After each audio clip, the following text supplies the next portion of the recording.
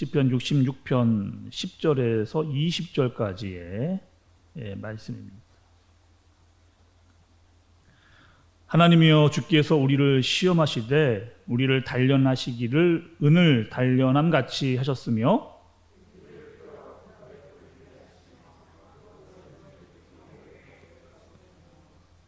사람들이 우리 머리를 타고 가게 하셨나이다. 우리가 불과 물을 통과하였더니 주께서 우리를 끌어내사 풍부한 곳에 들이셨나이다.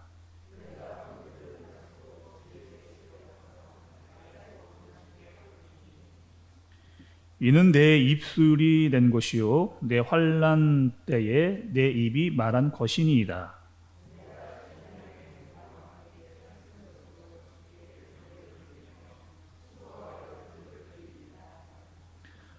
하나님을 두려워하는 너희들아 다 와서 들으라. 하나님이 나의 영혼을 위하여 행하신 일을 내가 선포하리로다.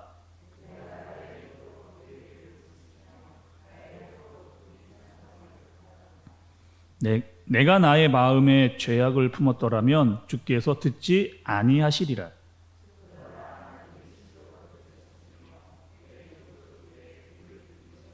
함께 보겠습니다.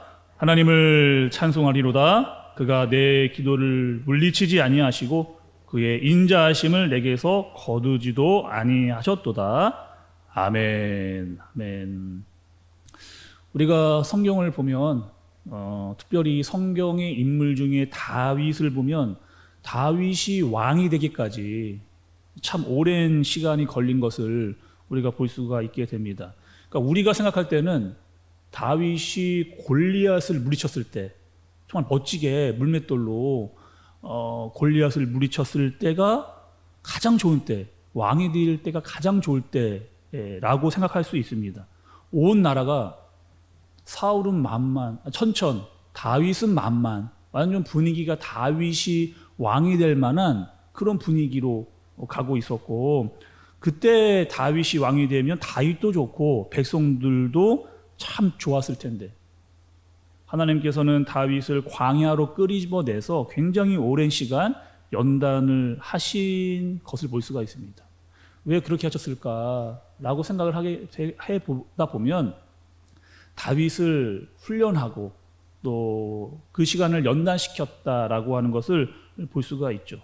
하나님께서 그가 세상의 권력과 명예 그리고 사람의 시선과 인기에 빨리 취하지 않도록 그를 혹독하게 광야에서 훈련시키신 것을 볼 수가 있습니다.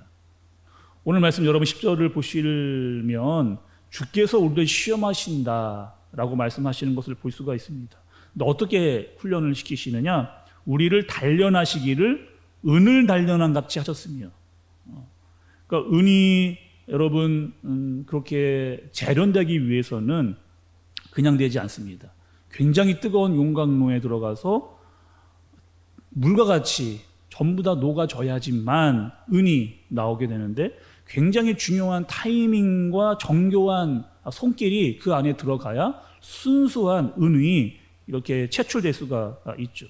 그러니까 하나님은 이런 분이시라는 겁니다.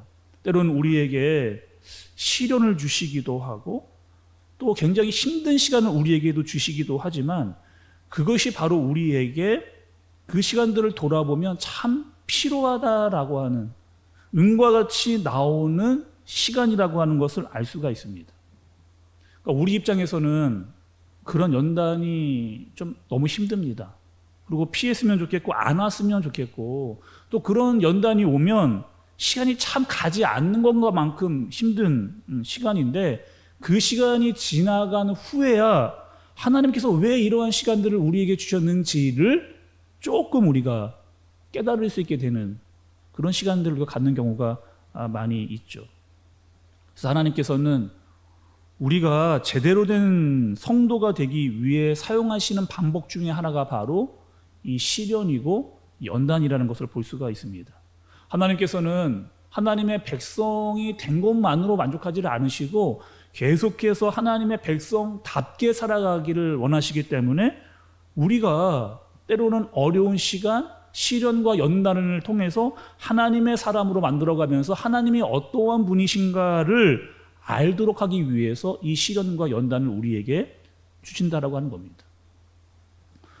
오늘 우리가 읽었던 말씀 10절에 시험하다라고 하는 뜻은 이런 뜻이 있습니다. 옳은가 그른가 판단해보다. 옳은가 그른가 판단해보다. 정체를 파악해보다 라고 하는 뜻을 가지고 있습니다.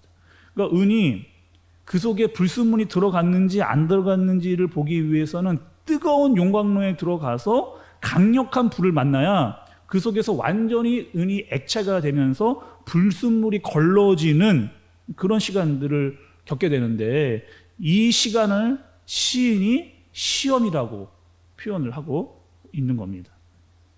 때로는 우리가 감당하기 어려운 일을 만날 때가 있잖아요, 여러분.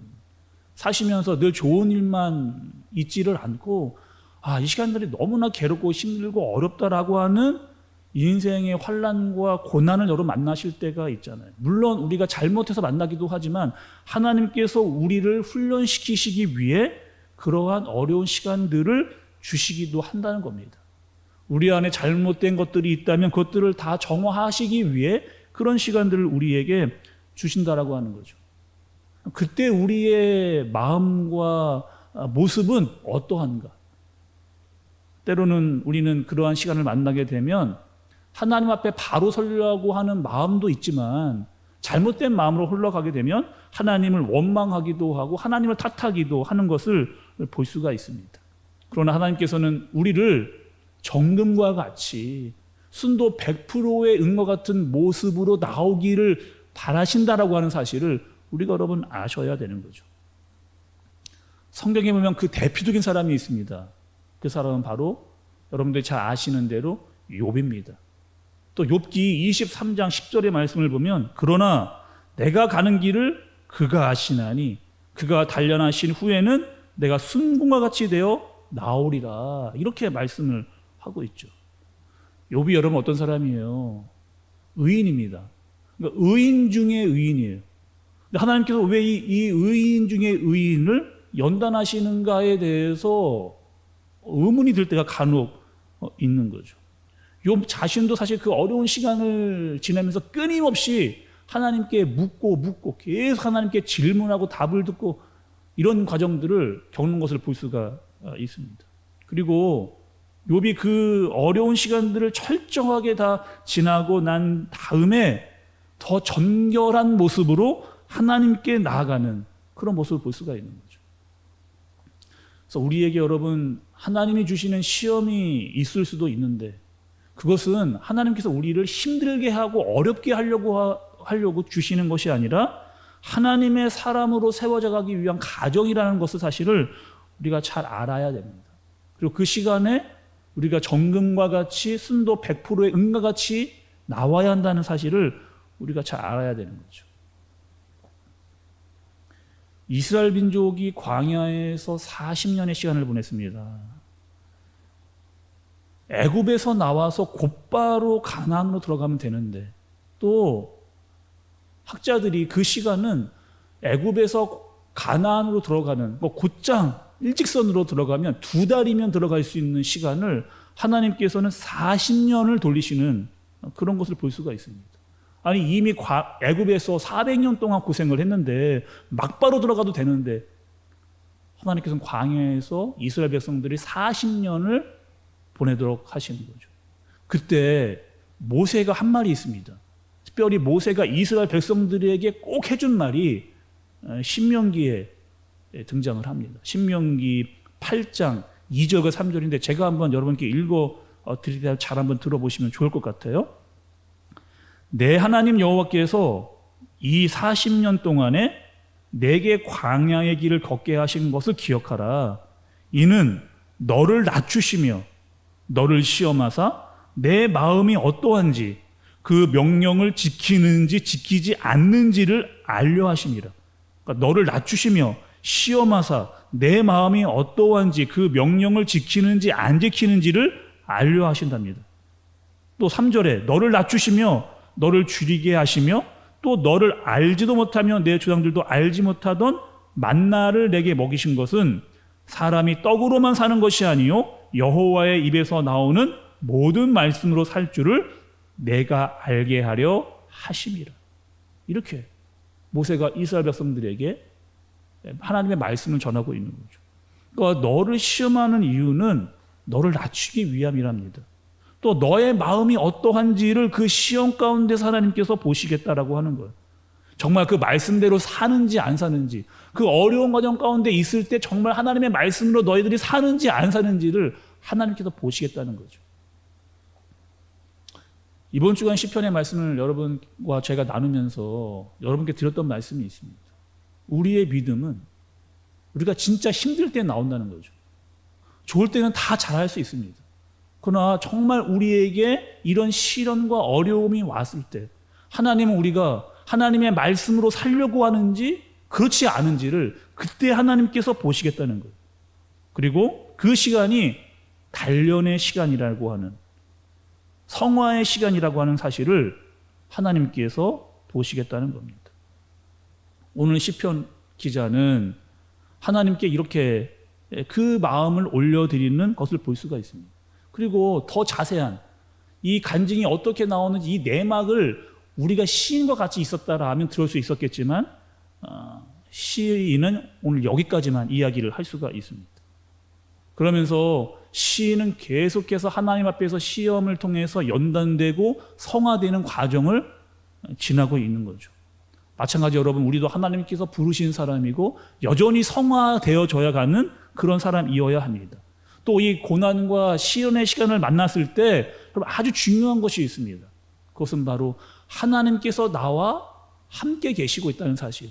이 시간 속에서도 하나님께서 나와 함께 계시고 있다라고 하는 이 사실, 그 사실을 알고 우리가 하나님의 말씀으로 살아내는 것을 하나님께서 보시고자 하는 거죠. 그리고 시인이 깨달은 이 사실을 깨달은 이후에 하나님을 찬양하는 것으로 마무리가 됩니다. 20절에 보면 하나님을 찬송하리로다 찬송하리로다 라고 하며 하나님을 가장 높은 곳에 올려드리는 그런 고백을 드리고 있는 모습인 거죠. 우리도 여러분 살아가는 날 동안 고난과 시련이 찾아올 때, 애매한 고난과 어려움이 찾아올 때, 그때가 중요한 때입니다. 그리고 사람이 떡으로만 사는 것이 아니라 하나님의 말씀으로 산다라고 하는 이 사실을 분명히 기억하고 그 시간 중에서도 하나님께서 우리와 함께 하신다라고 하는 사실을 잊지 마시고 시련과 고난이 온다 할지라도 그분과 함께 잘 그 시간들 이겨내서 승리해내는 저와 여러분들이 되시기를 주님의 이름으로 축복합니다. 기도하겠습니다. 하나님 아버지, 때로 우리는 이해할 수 없는 고난과 또 시련을 만날 때가 있습니다.